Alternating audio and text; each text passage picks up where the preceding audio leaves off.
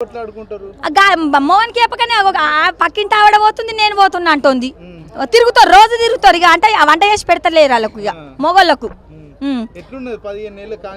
ఏం లేదు, లంగ పాలన ఉంది కాంగ్రెస్ పాలన. లంగ పాలన ఉన్నది, లంగాడు లంగ పాలన ఉంది రేవంత్ రెడ్డి. పెద్ద లంగ అంటే పెద్ద జూటున్నాడు. కల్వకుంట్ల ఫ్యామిలీ రాజ్యం అని చెప్పిండు. మరి వాళ్ళ రెడ్డిల రాజ్యం ఎందుకు వేసుకున్నాడు తమ్ముడు?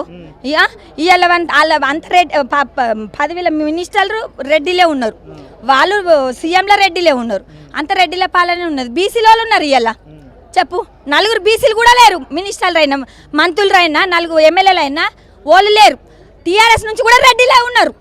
రెడ్డిల పాలన ఎట్లా చేసిండు మరి రేవంత్ రెడ్డి? 4,000 ఇస్తాను, 4,000 ఇవ్వలేడు. స్కూటీలు ఇస్తాడు, స్కూటీలు ఇవ్వలేడు. పిల్లలకు అవి ఇస్తాడు, 25,000 ఇస్తాడు, అవి ఇవ్వలేడు. తులం బంగారం ఇస్తాడు, 1,00,000 కళ్యాణం తోటి తులం బంగారం ఇస్తాడు. ఆ తులం బంగారం సర్వే చేస్తే తమ్ముడు 2 గంటలన్నర అయిపోయింది. 2 గంటలన్నర వంచుతాడు ఈ దొంగ. 1,00,000 దాటింది. ఈ ఎన్నడు వంచుతాడు రేవంత్ రెడ్డి? ఈ కళ్యాణ లక్ష్మి ఇస్తలేడు. అప్పుడు పెళ్ళైనాక 3 నెలలకే 1,00,000 ప్రతి ఒక్క ఇంటింటికి కడపకు ముట్టింది.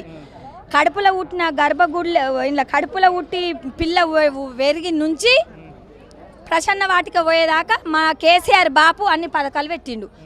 ప్రసన్న బండి కూడా పెట్టిండు, ప్రసన్న వాటిక కట్టించిండు. కేసీఆర్ కిట్టు